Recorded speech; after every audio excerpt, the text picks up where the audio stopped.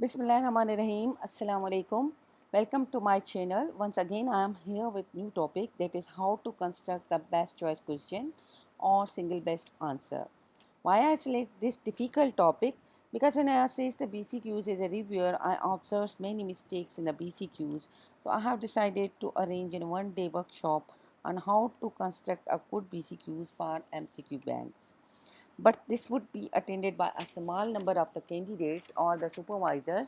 So to attract large number of the students, I made this presentation so maximum candidates get benefit and make standard BCQs for their Q banks of universities.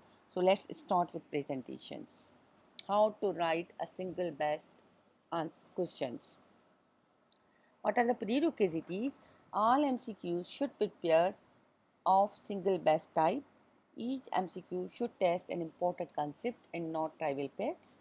Each MCQ should test a higher level of cognition, for example, application of the knowledge, which includes the interpretation and analysis of the data, critical thinking and problem solving, and not just recall of the facts. This becomes easier if the STEM is based on the clinical vignette or the scenario. Each BCQ should test an important theme and the sub-theme. So specialty, everyone has a different specialty. I'm from the gynae and obs, so I wrote here the gynae and obs. The subspecialty, which are the chapters or which are the modules from which you have to select the questions. So these are the 14 modules in the gynae and obs. Early pregnancy complications. If you are taking in a question from the antenatal care or from the fetal medicine, maternal medical medicine, obstetrical emergencies, labor, delivery and intrapartum care, purpurum, subfertility, urogyne, gyne-oncology, benign gyne problems, sexual health and contraception, post-surgical skill, and the post-operative care. So these are different subspecialties. You have to take in a question from any of these specialties. Structure of the single best MCQs. The essential elements of the structure of single best MCQ includes theme, sub-theme, lead-in, STEM, images, options, keys, and attributes. Coming to the theme in the MCQ is based on the presenting complaint of the patients. Why the patient presented to you? What are the problems with her? Maybe pain, maybe bleeding, maybe vomiting, maybe fever, maybe shortness of the breath, may have a weakness, amenorrhea, vaginal discharge, or having a dyspareunia, inability to conceive, galacturia, headache, fits, swelling, mass, lump, acne, hirsutism. So there are so many symptoms for which patient come to your clinics. So theme is the patient complaints or the symptom. The sub-theme is the objective of the MCQ. What do you want to ask? It should match the lead-in. The sub-theme must be matched in the lead-in. So what's the objective? Why you are making the question? What's your objective asking the questions? This could be diagnosis, etiology, treatment, prognosis, complications, incidence, prevalence, staging, investigations, recurrent rate, recent advances. So whatever you want, what you need to ask, this is the sub-theme or objective of the MCQs. The STEAM or clinical vignette.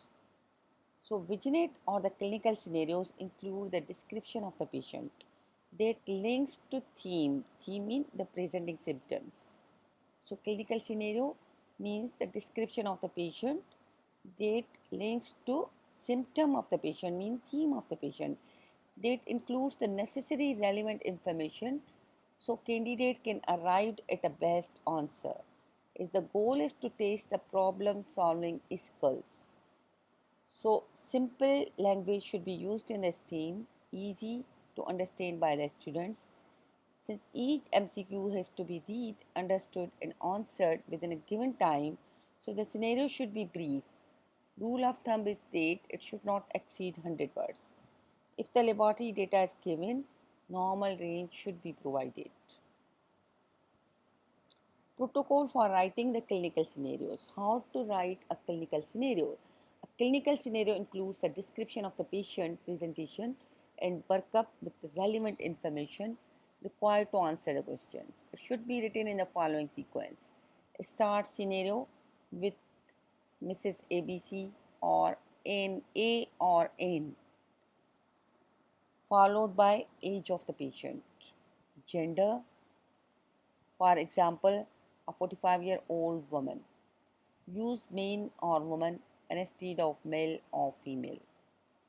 Age, gender, site of care, where the patient presented to you, whether in the emergency department or in the labor room or in the ICU or in the postnatal ward, postoperative ward, outdoor antenatal clinics, oncology clinic, gynae clinic, urogynae clinic.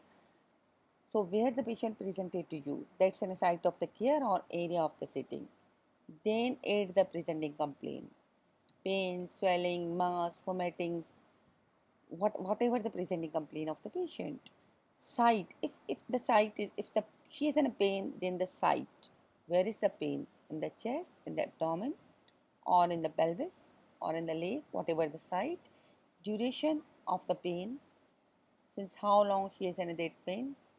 Then brief information of the woman, gravid, para, if she is pregnant, then gravida, gestational age, lost menstrual period. If she is non-gravid or if she is postmenopausal, any medical comorbidities like diabetes, hypertension, her physical findings, vitals. If she is pregnant, then symphysis fundal height, fetal at sound, any tenderness, any mass, and the pervaginal findings. Significant, relevant, positive or negative findings in the investigations like urine pregnancy test, beta HCG, ultrasound findings, CT or MRI, CTG or partogram findings. Treatment, management, whether surgical, medication, or if she received before that any response of their treatment. So you have to include all these information in the scenario so the candidate can reach at the best diagnosis or best answer. Lead in. What is the lead in? Question to be asked. This poses a clear question or a statement that follows the stem or originate. It is the main task and should be linked to the sub-theme. Sub-theme mean objectives, what you want to ask, like the diagnosis, complication, staging, prognosis or treatment.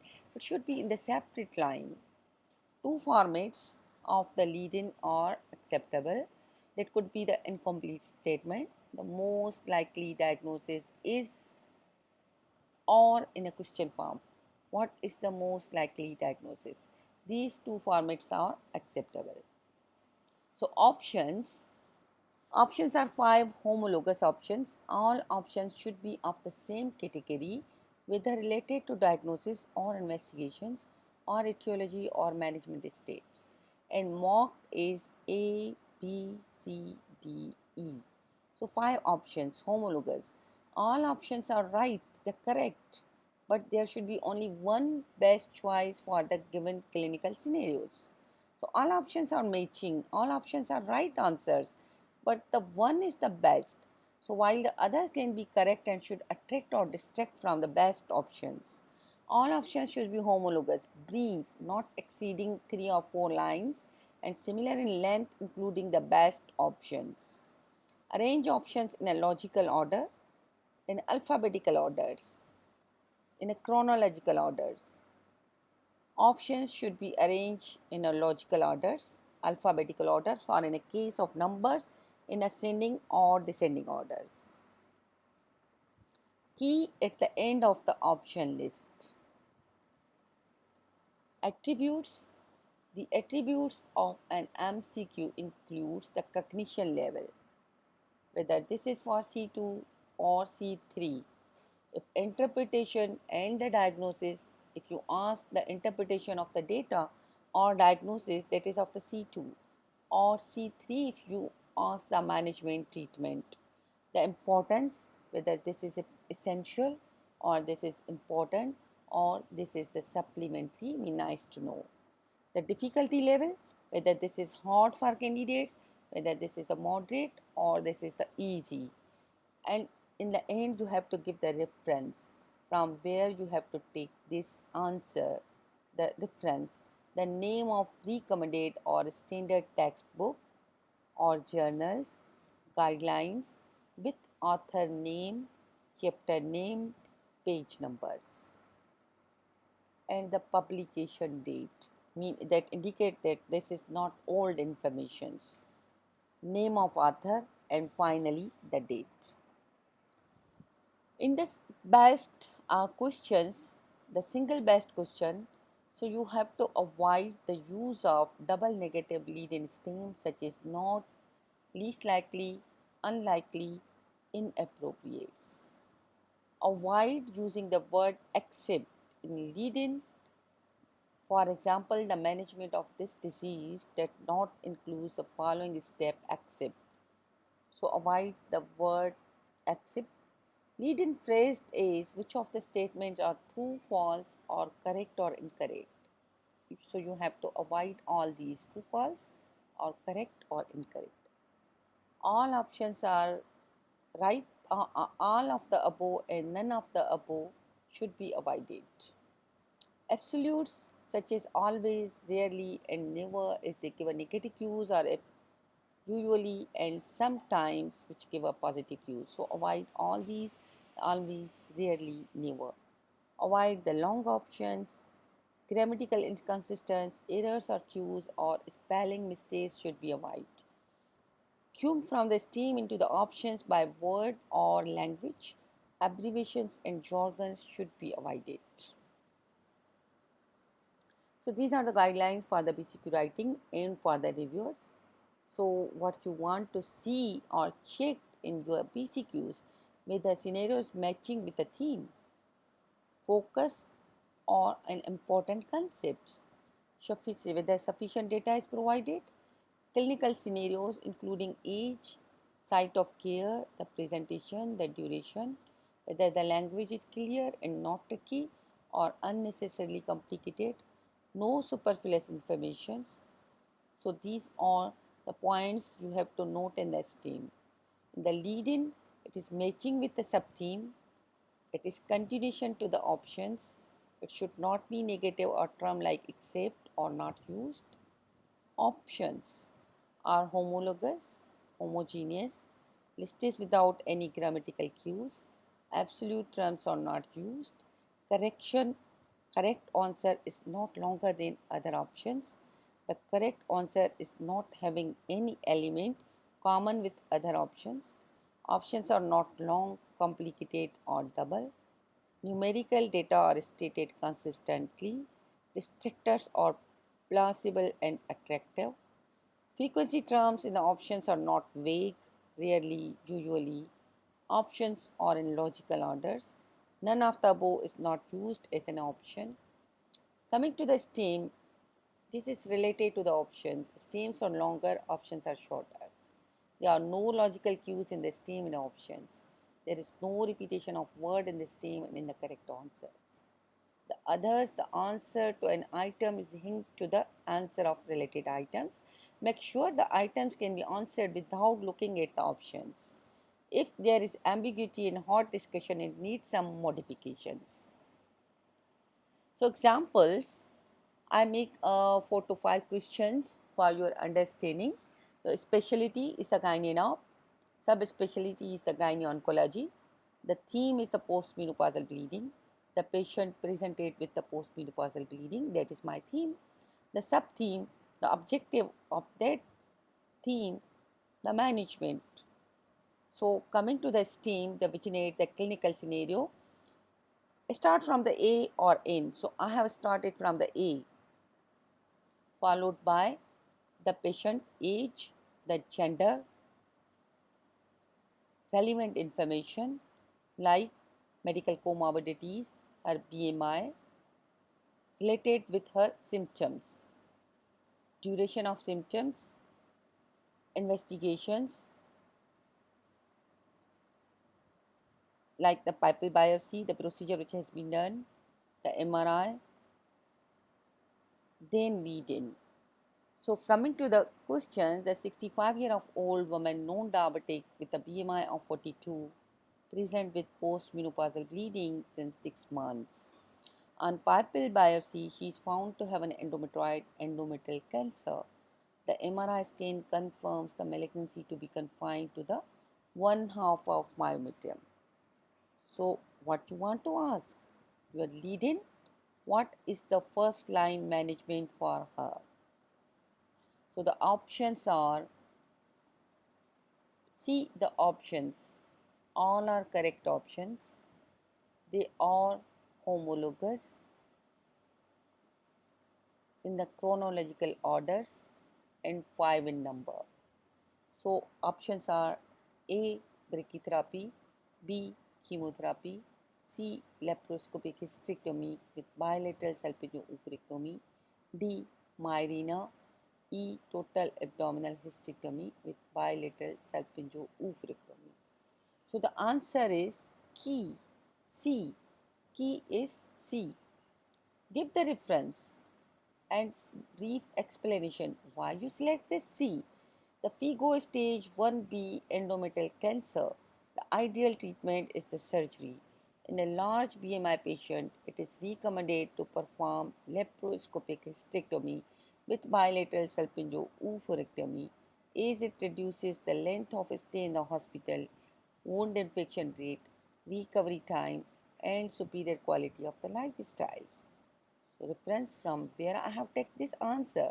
The endometrial cancer in obese women, the scientific impact paper number 32. Author, write your name, the date of constructing the MCQ, and in the finally you have to sign your signatures. So see the attributes, the importance, whether this is essential, this is important, this is a supplementary, this is essential. Estimate to difficult, this is hard, moderate, or easy. It's not hard, it's not easy. So it's a moderate. So this is the one example. You have to construct your BCQs for your institute, for your QBank, for eligibility criteria of supervisors. Example number 2, the specialty is the gynae-obs, subspecialty benign gynecology, theme heavy menstrual bleeding. The patient presented with HMB. Sub-theme, what you want to ask, what's your objective? This is the investigations. The theme, the clinical scenarios, 48-year-old woman, non-diabetic, with a BMI of 36, presented in gynae clinic with complaint of heavy menstrual bleeding for last 2 years. Her physical examination is unremarkable. So the lead-in, the question to be asked, the gold standard investigation for her is options. C, the all are right. Computed tomography, diffusion weight magnetic resonant imaging, endometrial pupil biopsy, stereoscopy and endometrial biopsy, transvaginal ultrasound scan. These are in chronological order. Start from C, D, E, then H, then T. All are 5 in number. Start from A, B, C, D, E. So select the best one. The key is the D. The gold standard investigation to rule out the endometrial pathology is hysteroscopy and endometrial biopsy. So the reference is the management of endometrial hyperplasia, Green Top Guideline number 67. Write your name, your date, your signature, and see the importance, whether this is essential, important, or supplementary, and estimate of the difficulties. Question number 3, the core surgical skill. The specialty is the gynae-obs, the subspecialty is the core surgical skills. The theme is the postmenopausal bleeding.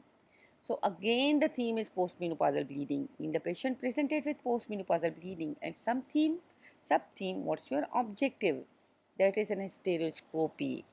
So STEM originate or clinical scenarios, 59-year-old para 2 woman presented in gynecology. See here, I use start from the A, then age, then gender, the parity, then gender, symptom, presenting symptoms, duration of the symptoms, examination, ultrasound findings, and then lead in. So 59-year-old para 2 woman presented in gynae clinic with complaint of postmenopausal bleeding for last 1 year. She was found to have an endometrial thickness of 11 millimeter on ultrasound scan. She was booked for an outpatient hysteroscopy. So lead in, what size of the stethoscope should be used for her procedure? Importance. Coming to the options. So these are the options and these are in the chronological order. You have to see the smaller number, then larger. Start from the smaller, then go to larger. So key is the D. The gold standard investigation to rule out the endometrial pathology is the stereoscopy and the endometrial biopsy.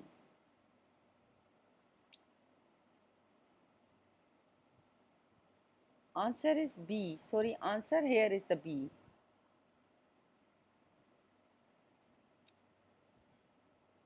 Answer here is the B. Sorry, this is the wrong answer. Answer here is the B.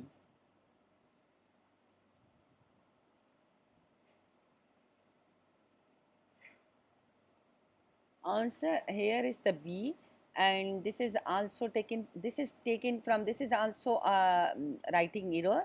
This is taken from the stereoscopy guidelines. The guideline on the stereoscopy from the RCOG.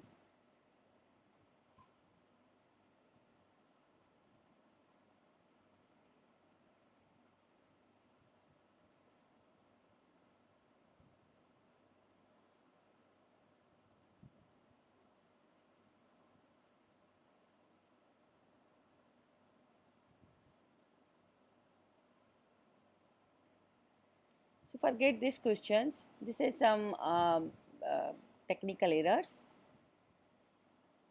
Coming to the example number 4, the specialty, the gynae nerves, the subspecialty, the core surgical skulls, the theme is the postmenopausal bleeding, the sub-theme is the stereoscopy, and yes, exactly, this is the questions. The 59-year-old pair of two women presented in the gynae clinic with complaint of the postmenopausal bleeding for last 1 year. She was found to have an endometrial thickness of 11 millimeter on ultrasound scan. She was booked for an outpatient stereoscopy. The lead in, what size of stereoscope should be used for her procedures? So here the answer is B. The miniature stereoscope 2.7 millimeter with a 3 to 3.5 millimeter sheath is ideal for outpatient stereoscopy as it reduces the discomfort to the woman. So this is taken from the best practice in outpatient stereoscopy, the green top guideline number 59. Coming to example number 5, this is the subspecialty, the urogyne. The theme is urinary incontinence and sub-theme is the treatment, the objective, what you want to ask. And STEM, so see here I start from the in, age, gender, parity, the symptoms, the site of care, the urogynecologic, the symptoms, the urinary leakage, and the associated symptoms, the urgency, frequency, nocturia. There is known comorbidity, the hypertensive, and then physical examination that would be the unremarkable. Investigation, the urine examination was normal, so that candidate can research the diagnosis. Sufficient information should be added in the clinical scenarios. The lead in, what is your question to be asked? What is the single best option of drug therapy for her? So all are correct.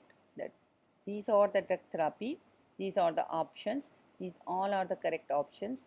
They are 5 in number. Start from the A, they are in the chronological order. The answer is not bigger, all are same in line. So answer is A, oxybutynin.